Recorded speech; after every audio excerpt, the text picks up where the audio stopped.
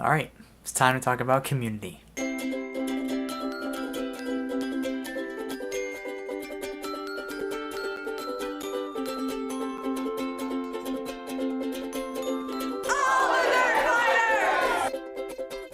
I tried to think of a good way to sum up community in an image-wise, and I thought about a house, I thought about a delta. You know that scene from Inside Out where they're inside Riley's brain and you see all the different islands that are themed? But I settled down on the image of a tree. From the outside of a house or a tree, you just see a bunch of branches. You can't really see the inside. But once you venture into a tree, you can see the inner workings of it, and you can see the complexity of it. So just like a community, it's better understood when you are a part of it than seeing it from the outside. So the biggest communities that I was a part of in my life were school and FCCLA. And I got into FCCLA because of the family consumer sciences teacher that I had. She exactly recommended we start a chapter. And then the other one, of course, was everything else in school. Book club, philosophy club, the music programs I got into, singing jazz choir and chorale from what my brother did when he first started. So that's a community of people that I got to grow with. It's very diverse, all grades, traveling to different competitions for NYSSMA. I started a YouTube channel for all the concerts, Italian club, traveling on trips with them to New York City, doing community service projects with them, bake sales. Those were really small communities that were part of my life every single day. And then the communities that formed out of classrooms, traditions and fun things that the teachers did in the classes. Because of FCCLA and such an impact that had on me, I started to work at the chapter level, and then I started to work at the district level,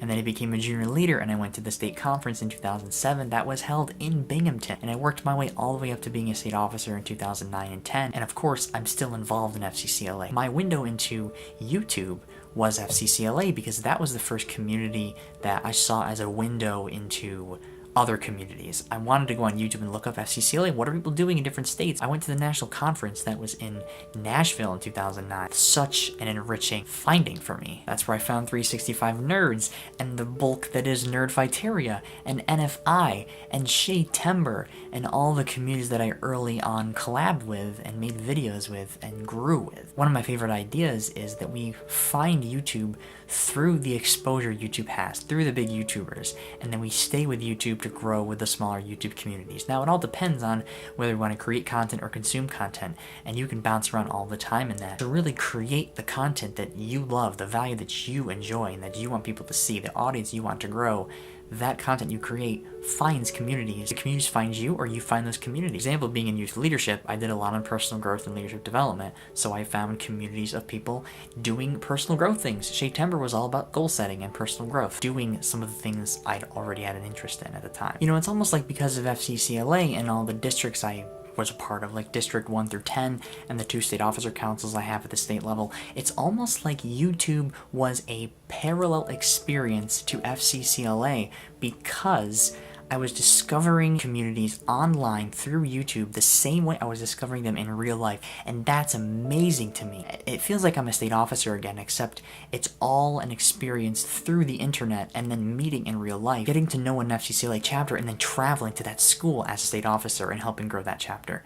That's a parallel. I just kind of thought that up right about now. The 3-year program science research I did when I was in high school, where I made like my own research project and competed at different competitions for a sunfish fish analysis project I did on fish nesting behavior, that feels really similar to something like We Create EDU, where we're learning about educational content and helping people pursue research in science. And of course, with these communities have also come awesome events I've been able to be a part of. Like, I was a part of Broom Communications Club at my college, where I got my associates, and I got to be part of a radio station called The Hive, and then helping out with random student assembly things. I wasn't even in student assembly. I just walked into the office and got to know the people and showed them Crash Course and talked about YouTube and light. And I got to meet keynote speakers at all these FCCLA conferences I've been to and connect with what they value that they create. Like Jared Campbell makes music, and Joe Tree and Pharaoh that does stuff on bullying. As John Green said in the vlogumentary trailer, you can't understand it from the outside. You have to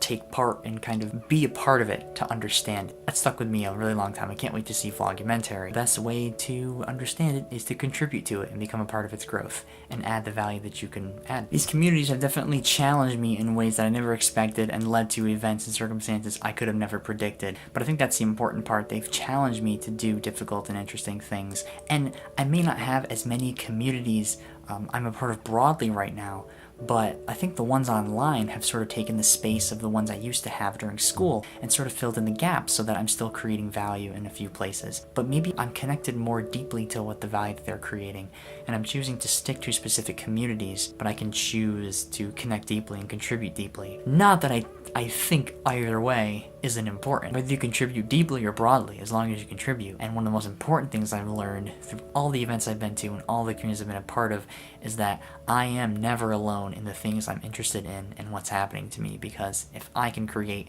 and I can use my time and energy wisely, I can always contribute and as well help other people know that they're not alone too. It's made it harder, and it's made it a lot more worthwhile. And honestly, I have a lot of footage to back up those claims. It's really helped me learn that there are so many ways I can contribute that people are still teaching me, indubitably. So thank you for being a part of NFI, and as Dave says, this complicated yet beautiful, messy web that we're all a part of. Keep being you, everybody Polka, and as always, don't forget to be awesome. Amanda, we will see you tomorrow.